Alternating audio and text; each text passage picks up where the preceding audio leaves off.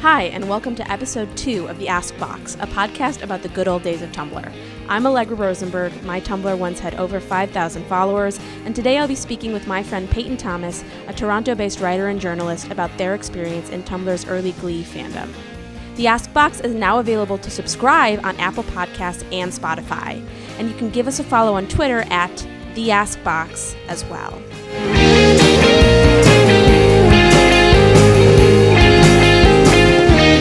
Today on the Ask Box, the Tumblr podcast, I have my good friend Peyton, and we're going to talk about Tumblr, of course. We're also specifically going to talk about the Glee fandom on Tumblr as it existed in what one might consider its prime. Yeah. So Peyton, I guess you just introduce yourself. Mm-hmm. Hi, I'm Peyton Thomas. I'm a freelance journalist / video game writer / novelist. Do a whole bunch of things. And I was very, very active in the Glee fandom on Tumblr between 2010 and 2011 until I gave up shortly before the third season. I think other people maybe made it a little further than I did, but I was certainly very involved for those first 2 years. And they were really formative years. So I'm excited to be talking about them with you, Allegra. Oh yeah, I'm excited. So first off, just looking at it generally, like Tumblr, when did you first join? Why did you first join? How did you find the site? What drew you to it? Okay, so I vividly remember it would have been January of 2010. And I joined the site with my best friend, Steph, because we were both huge fans of Glee, and we decided to kind of co-run a Glee fan account. And the reason that it was on our radar was I think I was just Googling anything Glee related multiple times a day, and stuff kept linking back to Tumblr. It seemed like that was really the hub. That was where things were going down. So we started a blog. At that time, there was a feature on Tumblr called Tumblarity, which is now defunct. But at the time, it like ranked your blog compared to all the other blogs on the site in terms of traffic. So we could see, on our third day of running, we had like the 2,634th most popular blog in Canada, and we were like, "Whoa, that's so cool!" So see, I never got to use Tumblarity, so I love when people are describing it because I have no idea what it was. I know, that's crazy. They phased it out, and they said it was coming back, but it never did, which is probably for the best because, right. I can see how it would have gotten out of hand. But yeah, so it was very exciting to us to like see that we were having an impact in that way. And so we ran the blog together, which I think was unusual at the time and still is. We distinguished ourselves. I would type in regular type, and then Steph would bold everything she wrote, and that was how you could tell us apart running it. But yeah, good old typing quirk. That's really, oh God. Yeah, typing quirks. That was pre-Homestuck though. Yeah, so that wasn't a factor. But yeah, we were mostly there at the beginning and really throughout. We were very focused on Kurt, and we became very active in the Kurt shipping wars of season 2, which I'm sure we'll get into. But yeah, absolutely. So do you remember who the first other blogs you followed were, and sort of like who the first other people on Tumblr that you had like friendships or relationships with were? Right. So I think at first we were just following kind of big fan accounts. Like back in the day, kind of the fuck yeah blank accounts were very, very popular. Yeah. I remember my mom looking over my shoulder when I was on the computer once, and she saw I was following a blog that said "fuck yeah, Chris and Diana," and I just scrolled past and she gasped. It was like, "That's a terrible word!" Like she was freaking out, and I said, "Oh, it's okay. I'll unfollow them." And she was like, "You were following them?" She was so mad. Oh my god! I was like, it's just the. But yeah, really, I kind of connected with people mostly. It took a minute for me to really like form friendships around the show and everything, because I was kind of still in the mindset of stranger danger, don't reveal any personal information right up top. but eventually, I got more into it, and I think the turning point was when the character of Sam and then the character of Blaine arrived, and that really kicked off kind of an interfandom war between fans Wow. of those two characters. Can you talk a little bit about that war as it happened in real time on Tumblr? Because it's funny because like I distinctly remember when the character of Blaine was announced. Like I never watched Glee. I was just a Right, huge Darren Criss fan. So when it was announced he was like gonna be on like a network television show, I like right. tried to watch it for him and just completely failed. But like I know that his character like made a huge impact on the Oh fandom and on Tumblr. yeah. So the first friends I really made in the fandom were kind of focused on this relationship between Kurt and Sam. And if you don't remember who Sam was, he was kind I of don't. the blonde jock who came in at the beginning of season 2. Uh-huh. Um, and the thing was, prior to his arrival on the show, I think Jane Lynch, who played Sue, the cheerleading coach, had Mm-hmm. given an interview, and she said, "Oh yeah, they just cast a boyfriend for Kurt. He's blonde. He's got big lips. He's going to be called like." She actually said this was the boyfriend character. So a lot of us were kind of anticipating his Uh-huh. arrival. And in one of the in a couple of the earlier episodes of season 2, it sort of hinted at um, that he's going to be the boyfriend character. They Uh-huh. flirt a little bit. There's some controversy because Kurt and Sam want to perform a duet, and Finn intervenes. I believe it's been so long, but Finn intervenes because he thinks homophobes will target Sam and Uh-huh. Kurt. Um, and then Sam does a duet with Diana Agron instead. Uh-huh. But then very shortly afterward, the first episode starring Darren Criss arrived, and that was Yes. he was Was that the playing one where he sang Teenage Dream? I think it was. I think that was his. Oh man. Yeah, so he was. I did watch that one live. I did feel a moral I'm obligation to catch that yes. one on the television.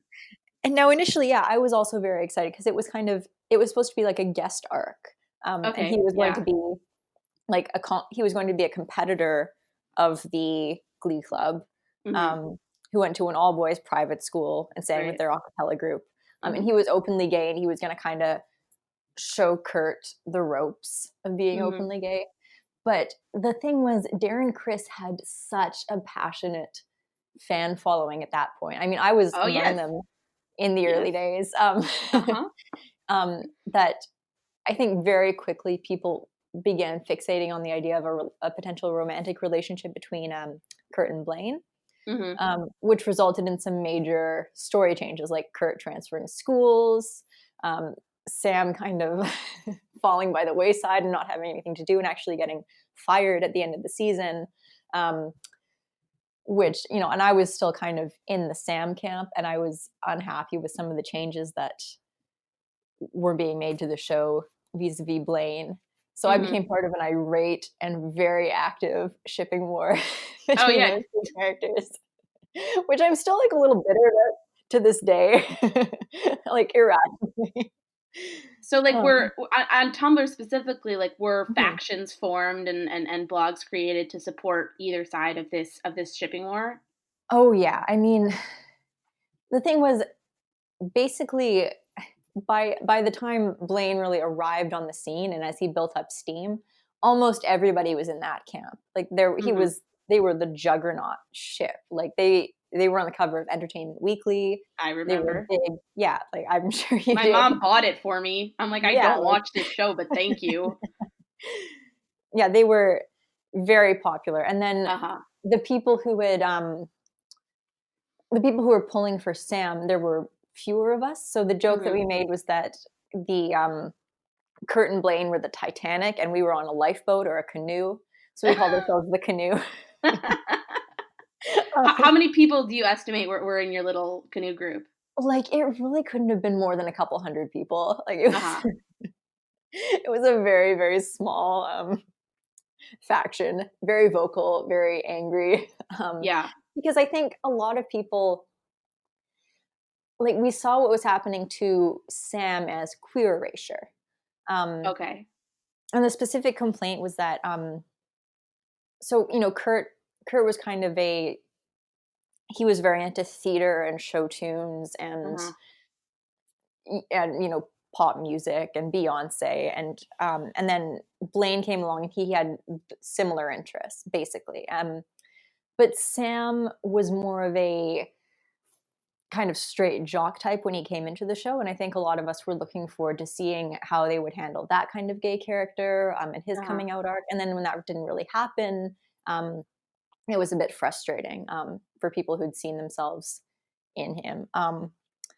Oh, and then there was a third faction, which I forgot about until just this minute, which was Kurt and Karofsky.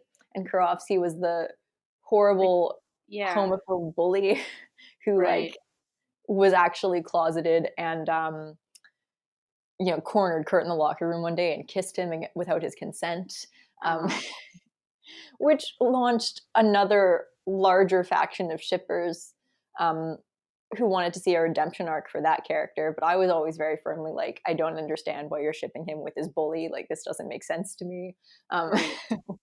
but yeah, it got heated. There were, Uh-huh. yeah. What do you think was like the main sort of like lexicon of, I guess, like the ammunition in the ship war? Were Mhm, people making gift sets to support their position? Were mhm, people writing fic? Like I didn't don't have firsthand mhm. experience, but I imagine lots of long and passionate text posts under Read More's. Oh yeah. So it was really these kinds of I know memes were a really big thing back in the day, as they are now. Mm-hmm. So a lot of wars on that front. A lot of like really drawn out arguments because this was before you could block people on Tumblr. Oh my Keep god. that in mind. Um, so it was just all out chaos. And like I really just kind of a nasty argumentative streak that I haven't even really seen replicated in any fandom since. Um, because it was. I think I for don't know. me, I remember yeah. your Les Mis shipping post. Okay. I was gonna say with the possible exception of Les Mis, but no, I think for me and for a lot of other people, Glee was kind of something that allowed us to explore queer identity for the first time ever. So Uh-huh. everything felt very personal and very tender. And so I think there was a lot of personal investment for that reason. Like I was personally invested in Sam's coming out arc because I saw myself in him, and I'm sure that people who loved Blaine or Karofsky also saw themselves in those characters, and it was easy to take everything as a personal attack, if you know what I mean. Yeah. Mhm. And because you were part of a much smaller faction, do you think you felt the need to be that much more outspoken about your views? Oh yeah, I mean, it really did feel like we were the underdogs in this battle, Yeah. especially because it felt increasingly like the attention that had previously gone to Kurt was now going more to Blaine and to their relationship, and there was less of a specific focus on that character. Um, Mhm. to the point where there was a fan fiction called Dalton, um, Okay. which got a major, which was extremely extremely popular, almost to the point where people stopped watching the show but continued to read Dalton and like cosplay as the characters and write fan fiction about this fan fiction. That's um, interesting. What was it about? it was it was essentially it was just following Kurt as he transferred from the old Glee Club and went to Dalton. And this author really fleshed out the characters around Kurt and Blaine and gave them unique personalities and kind of just went off on her own tangent. And it was like a alternate universe for what was taking Uh-huh. place on Glee. Yeah. Yeah. Um, but yeah, I mean, and again, for people who shipped Kurt with other characters or weren't as invested in the relationship, it felt like Kurt was no longer the center of attention, which was frustrating. Sure. Yeah.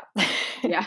Do you remember, and this is the stuff that I love to dig into, but do you Mhm. remember like the specific arcane like memes and phrases and sort of what's the word I'm looking for? Like shibboleths that people would use on Tumblr like at that time to sort of notate their affiliations. Oh yeah. In so the canoe was a big one. That was kind of our rallying Uh-huh. cry, the name for our little shipping cult. Right. And the thing was, so Kurt and Sam, the portmanteau, the couple name was Cum because we were very mature. Oh boy. So one of our kind of theme song that we adopted was that Rihanna song where she goes, "Na na na, come on," and it was, and this was back when you could still post copyrighted audio Oh on yeah. Tumblr, so we would just make constant audio posts with, like proof of our ship happening in the body, and then an unlabeled audio post, and you click it, and like S&M by Rihanna would blare. Oh, I love that. That was a big one. But yeah, I mean, it got to a point where there was just this kind of like entire obscure like language um and all these memes building up around these specific positions, and people really got entrenched in these different camps, um, Mm-hmm. and like continued holding these attitudes for years and years. Like I was on a first date once, and we got talking about how we'd both been involved in the Glee fandom back in the day. Um, and she said something about shipping Kurt and Blaine, and I just knew right then that it wasn't going to work out. Oh no. Like, even though I have obviously no more investment in the show anymore, it was just like, oh, we're like fundamentally Right. I yeah. mean, do you think that a lot of the Kurt and Blaine shippers, I mean, I assume this is the case, Mhm, that it was sort of like a foregone conclusion just because of the volume of Darren Criss fans that came in with his mhm, casting sort of outweighed the people who had been there, since Jane Lynch said that thing about Sam that had led, mhm. a certain number of people to believe that that would be canon. Right. Yeah, I think because it wasn't an official announcement, it was just something that she'd said during an interview and evidently wasn't supposed to have said. Like she Uh-huh. kind of spilled the beans early. It didn't get a lot of attention, whereas Darren Criss and A Very Potter Musical had a huge following Oh, going yeah. into his appearance on the show. And I think originally it had just been like a 2 or 3 episode guest arc that he was going to Uh-huh. appear in, but just the sheer enthusiasm, I think led the writers to kind of reassess for the back half what they wanted to do, and it seemed like Right. a no-brainer. Like people are very invested in Darren Criss and not as much invested in this other guy we hired, so let's steer him down this path instead. Right. I Yeah, and think, I mean I can see why yeah. now, like as an objective adult, why they would have Yeah. made that choice, but Right. mhm, But then it's interesting to think about, other fandoms that are in this position where like, you mhm, become attached to a character and then the groundswell of support for somebody else introduced totally pushes like, your favorite to the wayside. I feel like that happens a right. lot, honestly. Oh yeah. On Tumblr, Mhm. when you joined and you were running a blog with someone else, when did you get, your first independent just you blog? Was that not until after Glee? Yeah, that was sort of so Steph and I were both heading off to college, Mhm. and neither of us were really that invested in Glee anymore, and it kind of felt like a natural move for us to start maintaining personal blogs. Mhm. So we maintained our co-blog for a little while. Um, we actually got ghost noted. I don't know if you remember I ghost vaguely remember noting. that. Yeah, the blog would like glitch out and people couldn't see your notes anymore, right? That's right. They just couldn't get notifications from you, which was very inconvenient. Uh-huh. And that I believe that was actually because I had sent oh my god, I'd sent like a nasty message to David Karp, um, and shortly thereafter we were ghost noted, and I really think that was why. Oh my god. Um, Was the nasty message about Glee? it probably was. I don't remember the exact substance, but I just knew.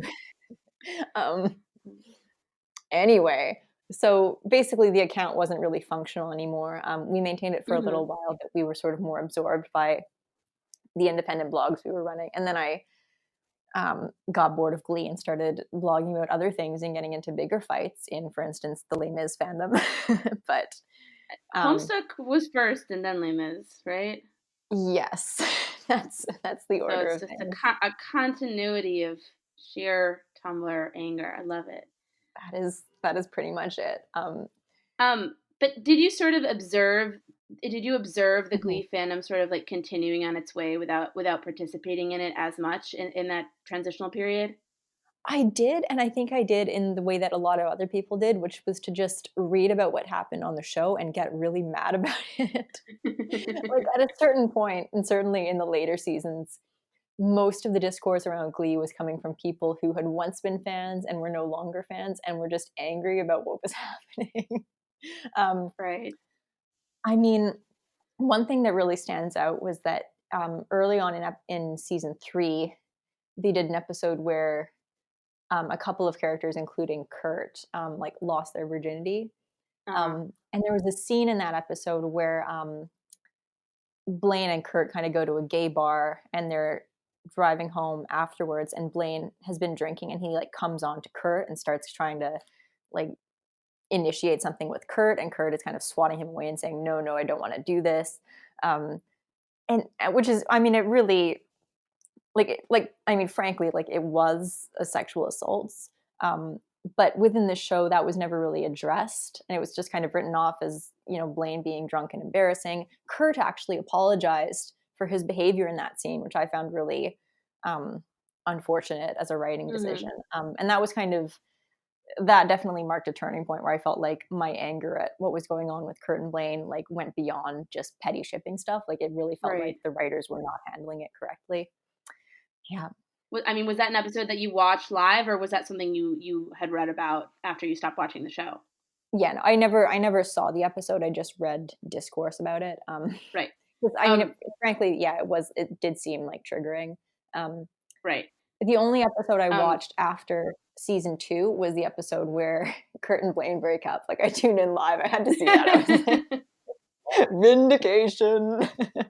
Yeah, so like Tumblr as in the larger sense, Tumblr as sort of a delivery mechanism for content that you never actually experience firsthand is an interesting phenomenon. Like I know that for so much of the fandoms that have come and gone, I just, purely perceived that secondhand. Other than, the later seasons of Glee, what were some other things that you were sort of like into in the second degree just from posts on Tumblr? Oh, Game of Thrones was a big one. I could never really get into watching it, but it was very fun to watch people engaging with it secondhand. I also feel like I know everything that happened on Doctor Who and everything that happened on Supernatural just by osmosis. Yeah. Misfits was another big one back then. Sherlock. All shows I actually watched. Yeah. And eventually I did watch Sherlock, and a lot of my fans from Glee kind of moved on to Sherlock. It never really stuck for me in a big way, which is probably for the good of society. Yeah. So, I mean, you mentioned a lot of your followers from Glee moving on to other things. So was there like a sort of switcheroo at that time in between seasons 2 and 3 when you saw a lot of people moving away and a bunch of new people taking their place in the fandom? I don't know if new people were taking their place. Like I think people just left and the show got less popular. Because I mean that was really the peak of Glee's popularity. Like they went out and did national tours. There was a 3D concert film, and it kind of petered off from there. But I think Sherlock began airing around that time. I literally watched it live on an illegal live stream of the BBC at like noon in Chicago the day the first episode aired. This was July 2010. Yeah. So it seemed like, especially for people who were frustrated with how Glee was handling like the LGBT content, a lot of people joined the Sherlock fandom and started riding really hard for Sherlock and John, which also did not pan out well. Well, yeah. But I mean, maybe people were feeling that it was better to just know that you're being queer baited than to like think you're actually going to get something and not get it. I don't know. That could be part of it. I feel like there's definitely people for whom that was the case. I had a lot of friends who were like deeply, deeply convinced that the show was going to make it canon. I could do a whole episode on that. I'm sure you will at some point. I'm sure I will too. Yeah, and but yeah, did you get people, after you started your personal blog on Tumblr and people knew you as someone who'd been a Glee blogger, did people keep coming directly to you for, asking your opinion on stuff that was happening on a show that you weren't watching anymore? Oh yeah. Yeah, like I was not actively watching the show, but I was definitely, for a little while at least, like part of the conversations that were happening around it, and I was staying updated on things that people were talking about and caring about in the development of certain relationships. The friends I had who did continue watching it were more invested in Britannia and Faberry, Hmm. um, because I think, at least for a little while, they delivered those relationships in a more satisfying way than what they'd been doing with Kurt and Blaine. Right. Although there was a fair bit of queer baiting there as well. Yeah, yeah. Um, I mean, do you it was that sort of like, I guess like second level continuation? That was something that was probably like afforded by just the mechanics Mhm, of Tumblr and the way that you could just like watch people go about their fandom business and in that mhm. public way and receive these gift sets and receive these recaps. Exactly, yeah, like, I was staying up to date on, 10 or 15 shows that I wasn't watching and would never watch, but I Probably was taking up yeah, the same amount of time that it would take to actually watch mhm, them. exactly, yeah, and, and sometimes that was just enough, and I was never curious about pursuing it further because I felt like I was getting everything already, Right. and I think the only instance where it just really was not clear to me what was going on, and I felt like this was something I had to experience for myself was Homestuck. Oh yeah. Because We've all been Homestuck is there. yeah, it's just inscrutable from the outside, like, you really And have from the to inside. and from the You gotta oh, give it yeah, that. I'll talk to people who read it, and they will have just had, like, completely different reading experiences to the point where I don't know if we read the same thing. Yeah, Like I mean it's a complete urtext. oh, yeah. It's very dynamic. That's again another episode. So with Glee was that it's so funny that you mentioned that you were googling stuff and that's how you found Mhm, Tumblr because that's also how I found Tumblr when I was googling Doctor Who stuff and all of mhm, these David Tennant focused Tumblr blogs kept popping up and I decided I had to make an account so I could follow right. them. I feel Mhm. like that must be the must in the early days of Tumblr especially must have been a common entry. Oh, yeah, I mean, they certainly that was kind of I guess that was their SEO strategy really, was to just Right. make sure that anything you Googled would lead you back to Tumblr in 100 different ways. Like, it seemed like this was really the hub of where everything was happening. And that's I mean, obviously, that's it seems like now the main hub for fandom is Twitter.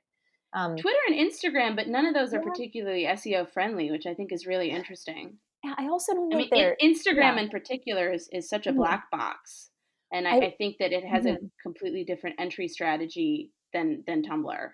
right, and I think I've never been active on Instagram. Like, it doesn't seem compatible with, like, the way I use social media, like, it's very hard to Mhm. archive things and, like, link Mhm. between posts, Yeah. and I think often, like, to its detriment, because like, I've read about things happening on Instagram and, like, timestamps being unavailable and it being unclear to, like, verify whether something actually happened at all, whereas with a platform like Twitter, it's a lot easier to confirm in that respect, but anyway, we're getting off Right. topic. No, I mean, I think this is Mhm, completely on topic, insofar as mhm, I love to talk about, social media, mhm, affordances of social media and the way that Tumblr, distinguished itself from not only social media that was around when it was launched and created in the late, 2000s, but the social media that's around now that has taken some parts from it but not others. right, right. So Um, I mean, in the case of Twitter, some things are similar. Like on the last episode I recorded with my friend Sam, she mentioned how it's possible that Tumblr was one of the first services to offer, a reblog, which Twitter then right. adopted Mhm. as the retweet. Instagram still doesn't have that functionality, which I think really makes it less useful for that Oh, specific kind absolutely. of fandom Mhm, discourse with the going in the back and the forth, which is really mhm. important. Yeah, it's impossible to, like, have conversations on Instagram as far Right. as I can tell. The other thing is, like, Instagram is very, obviously very photo focused, but I think what was unique about Tumblr was that it was from its very beginning and built into the platform, it was like a place for multimedia. It was a place for fan videos, for fan art, for fan fiction, like any even just, low effort text posts and memes were also things that it facilitated. Like, it was very easy to, like, take whatever fan art or, like, whatever contribution you wanted to bring and put it on Tumblr. Um, Absolutely. mhm, And so, I mean, I think that on Twitter and on Instagram, people are finding ways around the restrictions of mhm, the platform, like screenshotting notes, posts for longer text on Twitter, and mhm. placeholder images on Instagram when really all you want to do is write something. Right. But those are both workarounds, and at its heart, Tumblr, yeah, like was a place Mhm, for multimedia, and I think that made it friendly and appealing to like a larger number of people. Like it didn't matter if you couldn't draw or do Photoshop or whatever, you could still go on Tumblr and write, but vice versa. Exactly. Yeah. And that's not something you can necessarily do with like a character limit that Twitter Yeah, has. absolutely. Mm-hmm. Did on your what sort of content did you post on your initial fan blog? Yeah, so Was it like original stuff? Oh yeah, I mean, actually initially, I mean, I can't draw for shit. So I was never a fan artist. I wrote a little bit of fan fiction, but that was never my major contribution. I mean, for the most part, I was just having fun and contribute and consuming what other people were making and having opinions about it. Like really the attraction at a certain point was for the friendships that I was making, Right. more than anything else. Yeah. So you were reblogging a lot. You were doing a lot of commentary. Mm-hmm. Yeah, it was just that and just being an active part of the community more than anything else. Yeah. Do you remember like who the BNFs were at the time and what your opinions were of them? Is that something you want to talk about? Yeah, there's actually one of the biggest fans of Blaine was this girl Raven Claudia, Uh-huh. and we had just constant fights with this girl all the time. Like, Uh-huh. um, I don't remember like the specific content of those fights, but she was like public enemy number one among my friends. Uh-huh. um, and after the second season of Glee, when the actor who was playing Sam was let go, we launched a campaign to rehire him for the show. Uh-huh. And As one Raven does. Claudia like contributed to the campaign and was like, we need to get this actor back on the show. You know, like, I hate you guys, but like it's not fair. and the analogy we were passing around at the time was like Raven Claudia is like the minor act one antagonist who comes like riding over the hill in the third act to like ally with you. Oh, I love that. And now like Claudia and I are actually like good friends in Twitter mutuals, like even after all that. That's So it all worked amazing. out. Yeah. Yeah. How did the campaign go? Did it work? Yeah, like he got rehired. Oh my God. I love it. We brought him back and he dated every girl in the Glee club. He was just kind of passed around. And I don't really know much about what his role was beyond that, even though I fought very hard for him to stay. But you know, I did love my that. bit. That's a really heartwarming story. Yeah. It was called "Don't Cut the Cord." If you want to go Google it. Oh, because that's his name. Remnants of the campaign are probably still online. Yeah. Yeah, yeah. You know, if you take a look back at the posts from that time, which like I don't know if you've done, you know, what differentiated the Glee fandom on Tumblr from the Glee fandom elsewhere on the internet, if you're able to speak on that at all. Yeah, so I was active on LiveJournal for a little while, and active on Tumblr. So those are kind of the points of comparison that I have. Right. I think LiveJournal fandom is interesting because it was like very much text-based and like long text-based. And it was more than anything just a platform for fan fiction and really long, naughty essays and meta and arguments. And I didn't see as much of that on Tumblr just because it lends itself more to a shorter format. Yeah. But you know, I remain like really sad that so much of LiveJournal has just disintegrated because it was a really interesting outlet for a lot of fan culture. And it's just kind of deteriorated with the slow decay of the internet. All right. I think Tumblr's going the same way. I mean, it seems to be sort of sadly inevitable, and that's why I'm doing this podcast so I can, you know, record memories of what it was like at its peak. I mean, I do think. I mean, what do you think? You know, when Tumblr's peak was? Because you know, in the context of this project, I'm sort of looking at 2010, 2011, and 2012 as this sort of like incredibly fertile era. But you know, what do you think? Yeah, I think that would have to be the peak. Really, of Tumblr's, both of like Tumblr's activity and of its cultural relevance. Yeah, absolutely. Like, I mean, like, first of all, just going back to what you said about just the decay of the internet and archiving. You told me to look up my blog on the Wayback Machine, and I did. Right. And there were only like 5 or 6 snapshots. Yeah. and the rest of it is all just lost to time, like thousands and thousands of posts. Mm-hmm. And there was also, there was that period around, I think it was the end of 2014, beginning of 2015, where they purged a bunch of blogs, and like we were Yeah. victims of that. We also lost Yeah. like thousands I and got thousands of posts. I got Yeah. a download of all my Mhm. posts, but it didn't include Yeah. reblogs or asks, so it was sort of functionally useless. Yeah. I don't know if you experienced the same Mhm. thing. I also got an archive, but I couldn't figure out how to actually like operate it or get Oh, anything back from it, which I can was show you. frustrating. I think around 2010, 2011, 2012, like there were people getting book deals from Tumblr. Oh, Like there yeah. were single subject Tumblrs that were like wildly popular and were Mhm. being turned into published projects. And it seemed like as Twitter ascended, that kind of became the go-to place for that sort of content, the stuff that had been getting people attention on Tumblr. And it became increasingly difficult for anything that was posted on Tumblr to make it outside of Tumblr. Like Right. Tumblr became a very cloistered ecosystem in that regard. Right. Yeah, Um, there was a moment there when it sort mhm, of, had an interface with the outside world, the IRL, so to speak. mhm.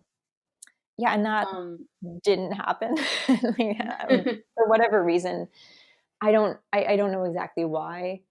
Um, I think maybe because it like increasingly became a haven for like LGBT people and the mhm. discourse, and it kind of developed a reputation for being like a hub of like oversensitivity, like justifiably or not. Yeah. Um, I think, and yeah, as the yeah, site became mhm, less of just a blogging platform like any other, mhm, and more of a mhm, community with its own subcultural signifiers that people right, were less, mhm, I guess, excited about. I don't know. right. No, that makes a lot of sense. I think actually, and another big one is probably just that like Instagram was launched Right.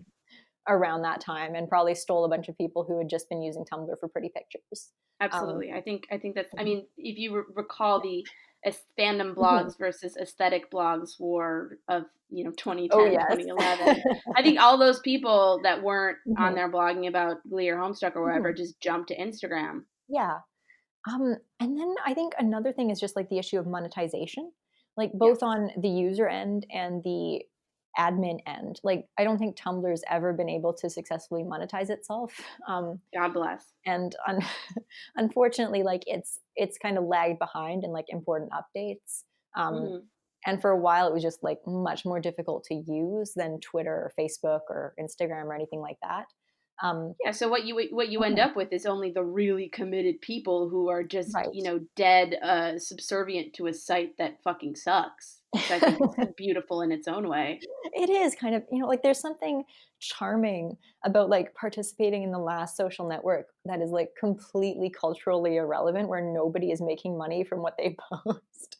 Right. Um, And I mhm, think what differentiates the so-called golden age of Tumblr is that mhm, in that moment it was relevant and it did seem mhm, like the next big thing. And so there was this energy, right. maybe this is Mhm, only in retrospect, maybe I'm making this up, but mhm. there did seem to be this energy that you were participating in something that was like you were in the culture, you were part of something. Yes, and then that faded out, or it became replaced by something that was less beholden to corporate interests.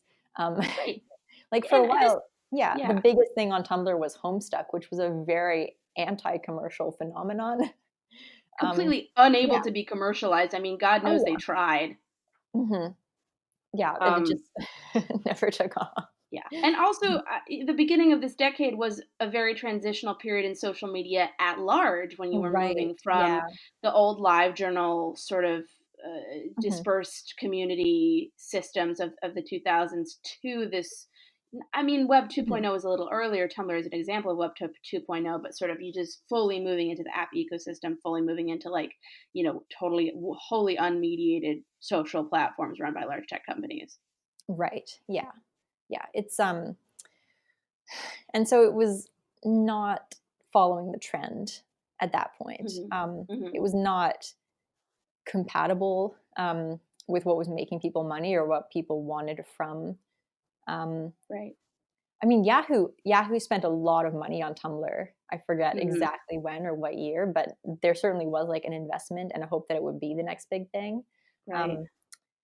And then it fell off a cliff, which is really too I bad. mean, And I mean, this I think we'd be remiss if we had this conversation and didn't talk about the recent ban on like adult content on Tumblr.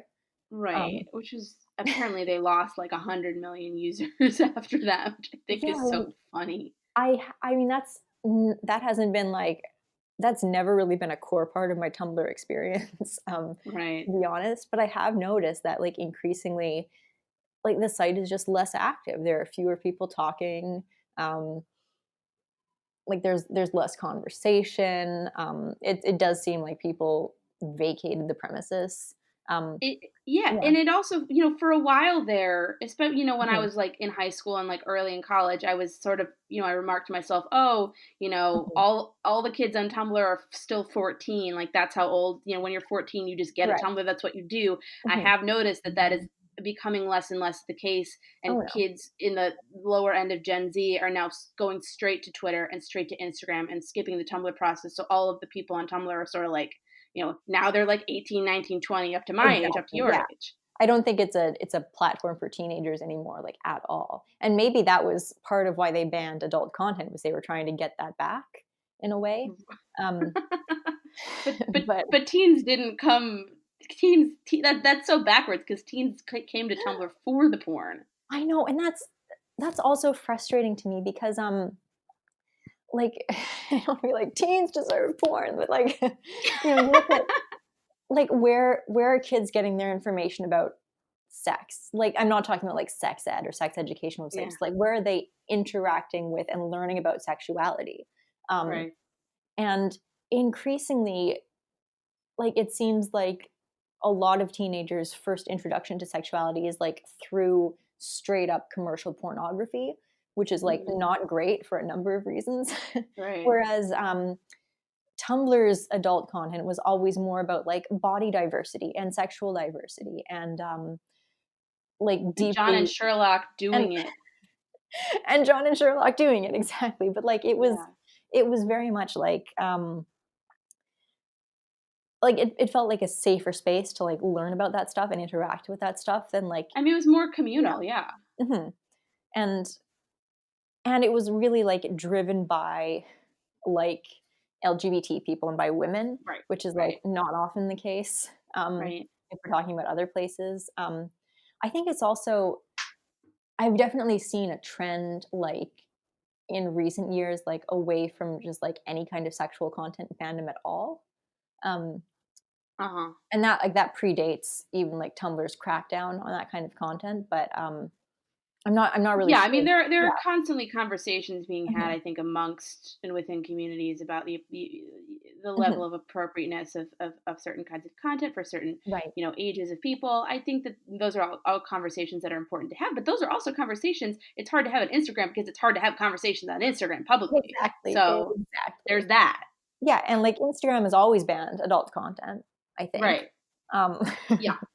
I mean, I think that there's a mhm. lot to decry about quote unquote the discourse as it evolved on Yes. Tumblr to be a sort of like, giant monster eating up everything in its path.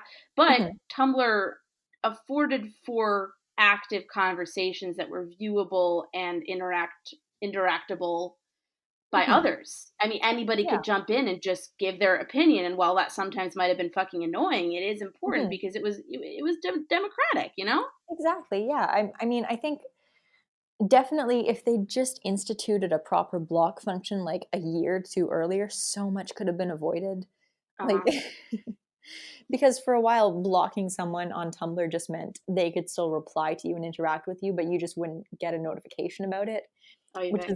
is so fights were still ongoing. But as soon as they instituted a function where you could block someone from interacting with you, make it impossible to reblog their post, like the Uh huh. conflict level fell off a cliff. And it's like, Right. guys, why didn't you just do this like Yeah. a million years ago? Yeah. So I think, So, yeah, a lot yeah. of it was just like administrative failure Uh-huh. that let it get that bad. Um, Yeah. that and just like a real failure to moderate. Um, which I mean, I don't know what to attribute that to, but like I know there are still like a lot of Nazi blogs active on Tumblr. And it was only recently, like when they got banned from the App Store, like for allegedly for having child pornography on the platform, like a lot of people noticed that like overnight, a lot of like notorious like child porn blogs were like deleted overnight. It was like, okay, so like you knew who these people were. You always had the power to do this. Why did it take this long to get rid of it and make your platform safer? I don't know. Yeah, absolutely. So just going back to our original topic, I think for my last question, I just want to ask, what were some of the things that the Glee fandom and Tumblr specifically, when you first joined, what were the sort of like, I mean, maybe like the life lessons that you learned first there before anywhere else, that maybe changed you permanently? Yeah, well, I think like there's an obvious answer here, which is that like I was like an evangelical Christian kid whose entire social life consisted of going to church. So like I didn't know any gay people.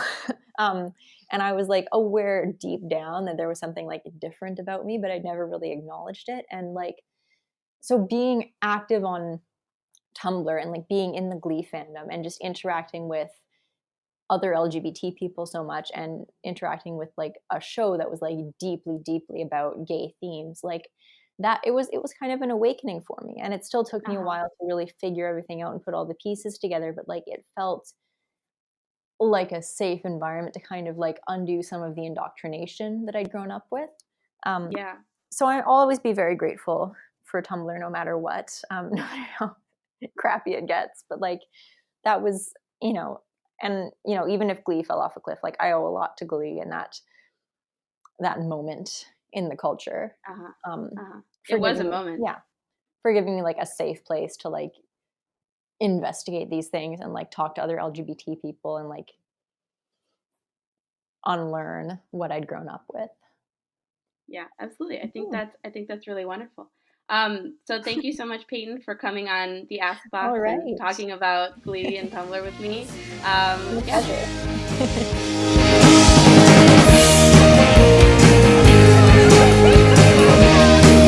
The Ask Box theme song is Full Screen by Adult Mom. Find us on Twitter at The Ask Box, and please subscribe via Apple Podcasts and or Spotify. See you next week for a deep dive into early Sherlock fandom. Thanks for listening.